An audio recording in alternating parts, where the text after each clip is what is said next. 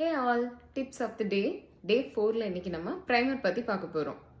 So ப்ரைமர்னா என்ன, primer எதுக்காக use பண்ணுறோம் அப்படிங்கிறதுக்கான வீடியோ தான் இது. ஸோ ப்ரைமர் எதுக்காக யூஸ் பண்ணுறோம் அப்படின்னா ஸ்கின்னோட பேஸ் எது என்னங்க பேஸ்ன்னு இதுக்கு முன்னாடி நீங்கள் சிடிஎம் தானே சொன்னீங்க. சிடிஎம்னா என்னன்னு கேட்குறீங்களா? சிடிஎம்னா கிளென்சர், டோனர், மாய்ஸ்சரைசர்.